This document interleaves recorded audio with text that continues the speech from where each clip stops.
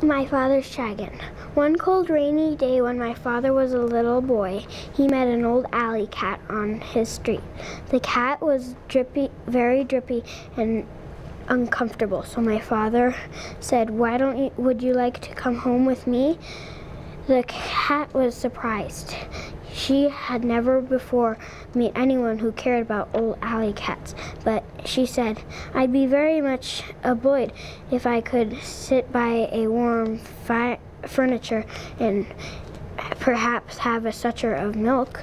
We have a very nice furniture to sit by, said my father, and I'm sure my mother has an extra sucker of milk. My father and the cat became good friends, but when my father's mother was very upset about the cat. She hated cats, particularly ugly old alley cats. Elmer lived, she said to my father, if you think I'm going to give that cat a sucker of milk, you are very wrong. Once you start feeding stray alley cats, you might as well expect to feed every stray in town, and I'm not going to do it. This made my father very sad, and he apologized to the cat because his mother had been so rude.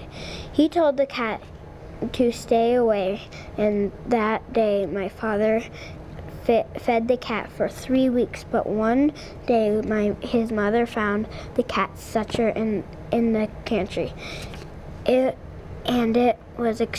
She was extremely angry. She whispered my father. My father sneaked out and found the cat. Together,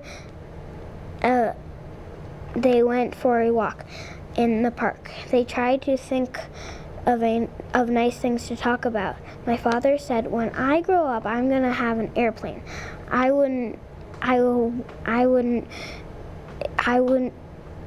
It would be wonderful to fly just anywhere you might think of. Would you like to fly very, very much? Asked the cat. I certainly would. I'd do anything if I could fly. Well, said the cat, if you really like to fly that much, I think I know of a sort of way you might get to fly while you're still a little boy. You mean you know where I could get an airplane? Well, not actually an airplane, but something even better. As you can see, I'm an old alley cat now, but in my younger days, I was quite a traveler. My traveling days are over, but last spring I took just one more trip, and I sailed to the island of Tangerina. Stopped at the heart of Cranberry. Well, it just so happened that I missed the boat, and while waiting for the next, I thought I'd look around a bit. I was particularly interested in a place called Wild Island, which we had passed on our way to Tangerina.